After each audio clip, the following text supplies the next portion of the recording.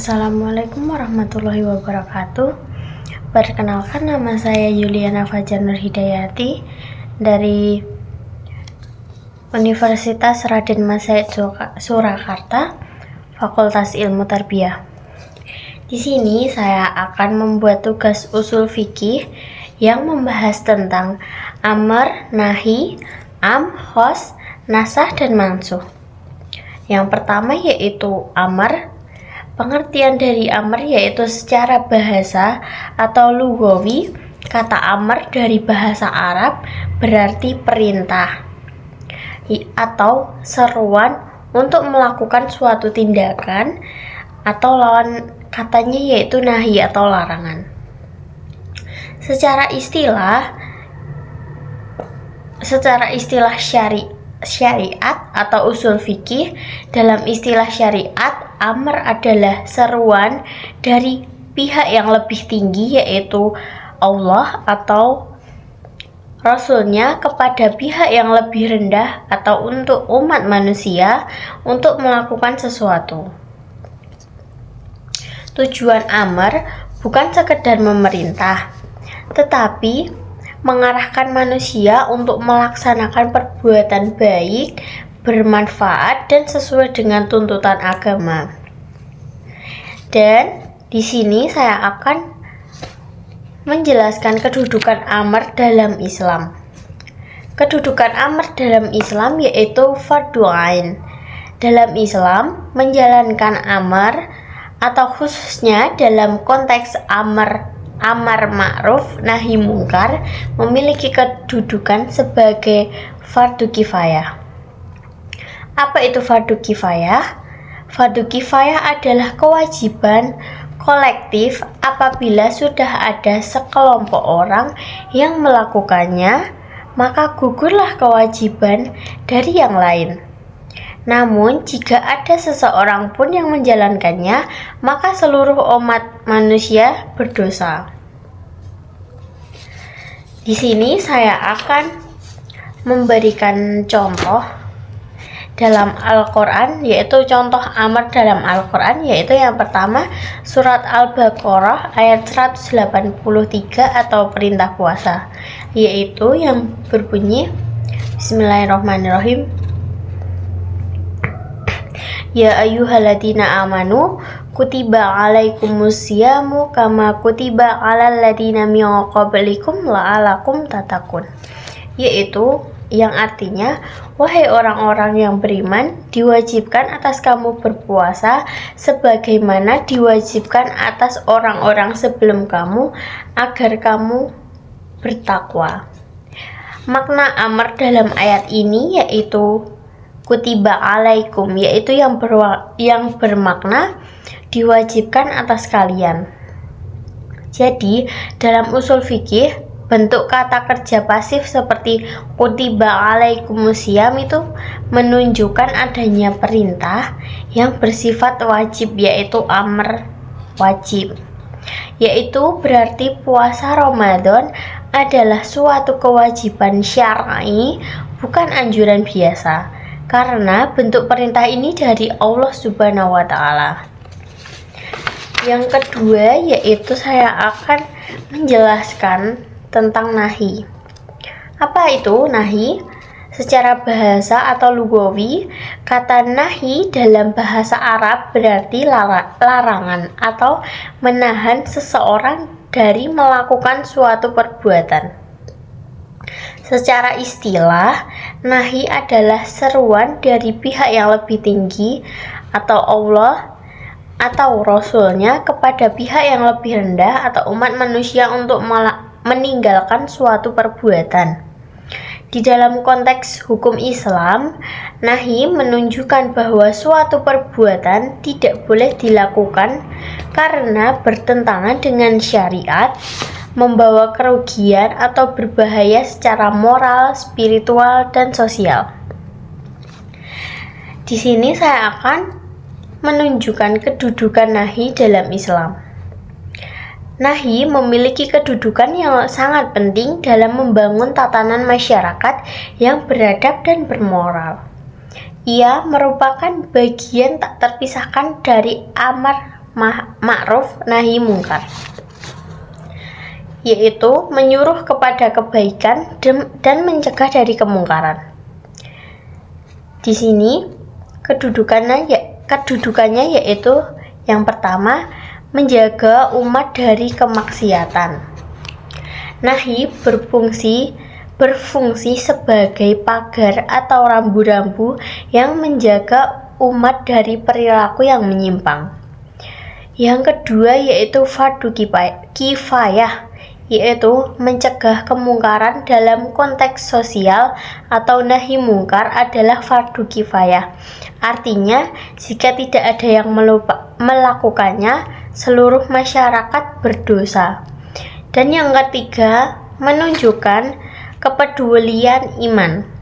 Seorang muslim tidak boleh bersikap masa bodoh atau terhadap kemaksiatan di sekitarnya.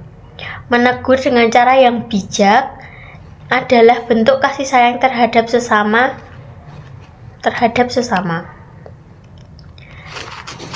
Di sini saya akan memberikan contohnya, yaitu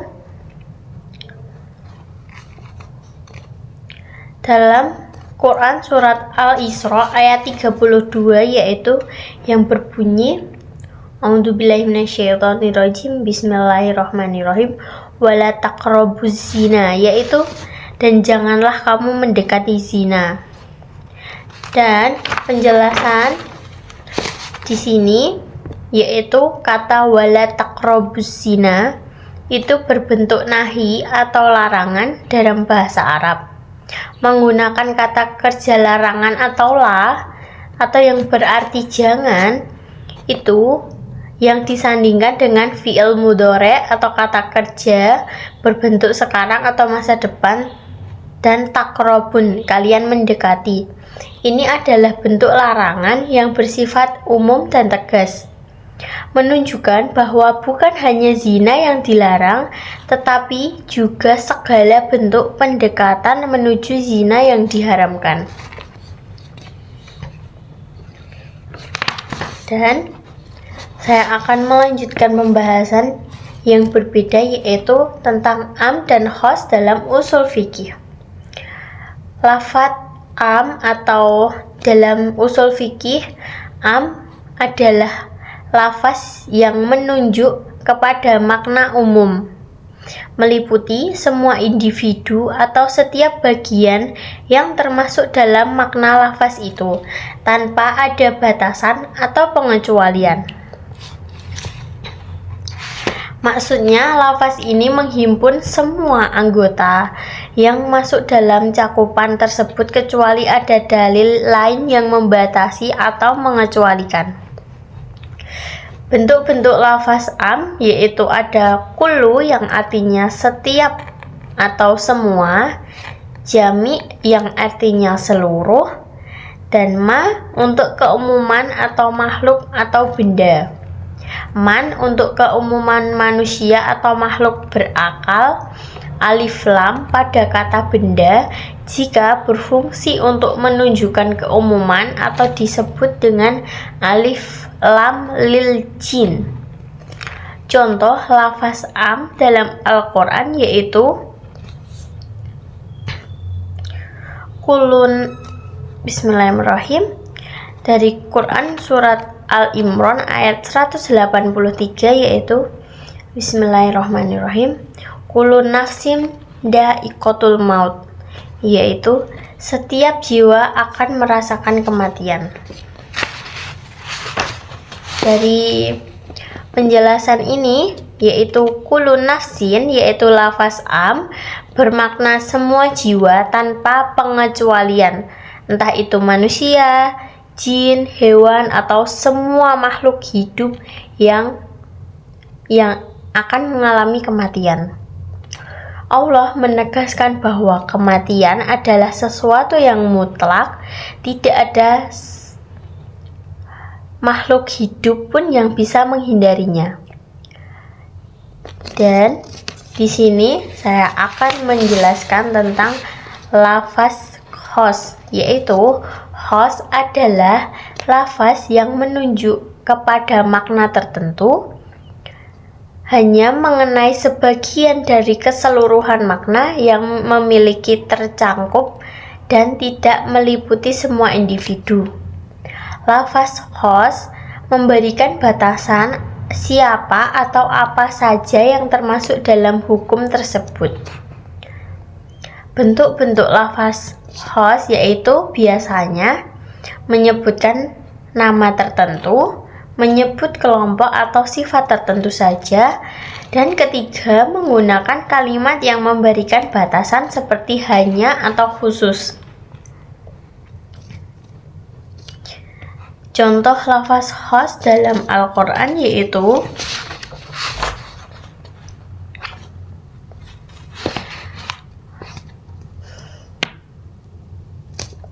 Quran Surat Al-Baqarah ayat 275 yaitu A'udzubillahi minasyaitonirrajim. Bismillahirrahmanirrahim. Alladzina yaquluna riba la yaqumunna illa kama yaqumul ladzi yatakhabbasuhu syaitanu minal mas, yaitu orang-orang yang memakan riba tidak dapat berdiri melainkan berdirinya orang yang kemasukan setan karena gila. Penjelasan dari sini yaitu alladzina yaquluna riba, yaitu orang yang memakan riba. Ini menunjukkan kelompok tertentu yaitu pelaku riba, karena hukum, siksa, dan ancaman ayat ini dikhususkan kepada pelaku zina, tidak kepada semua orang. Jadi lafaz khos ini membatasi hukum ancaman hanya kepada orang-orang yang melakukan praktik riba.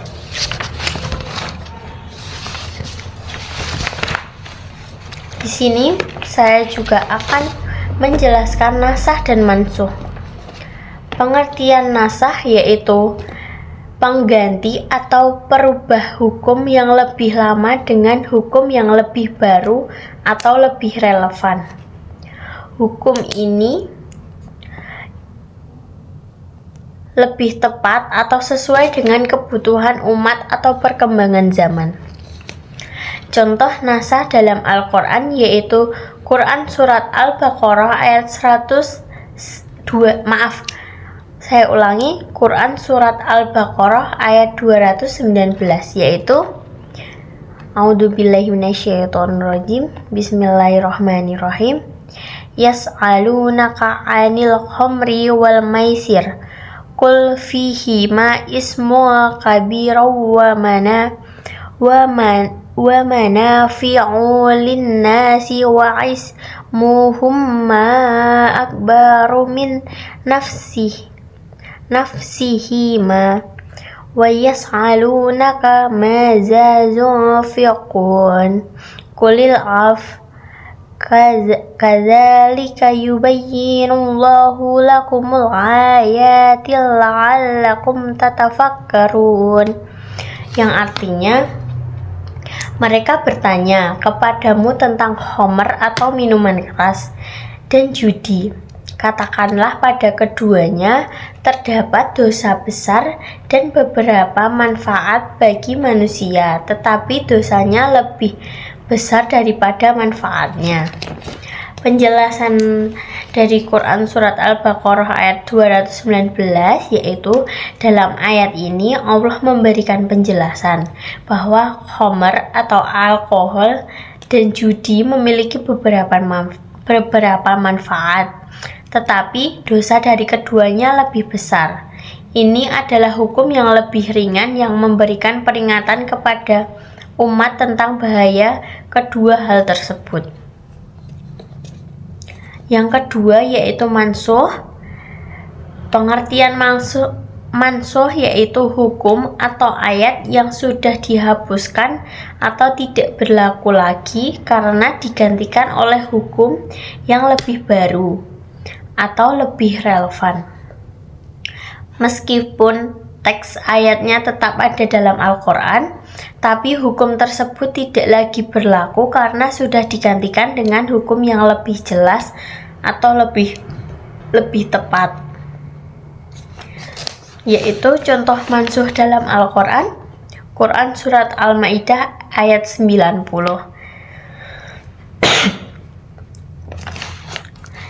Yang berbunyi A'udzubillahi minasyaitonirrajim. Bismillahirrahmanirrahim.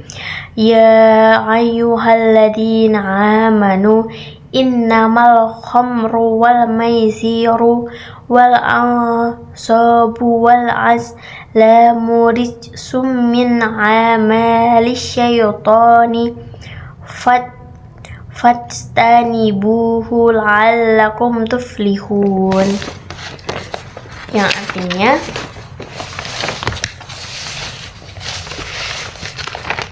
wahai orang-orang yang beriman, sesungguhnya khamr atau alkohol dan judi itu adalah perbuatan yang kotor atau lebih kotor dari perbuatan setan.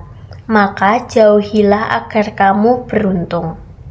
Penjelasan dari ayat ini yaitu ayat ini datang dengan larangan tegas terhadap khamr dan judi, menganggap keduanya sebagai perbuatan kotor yang berasal dari setan. Ayat ini melarang alkohol dan judi secara mutlak tanpa ada pengecualian,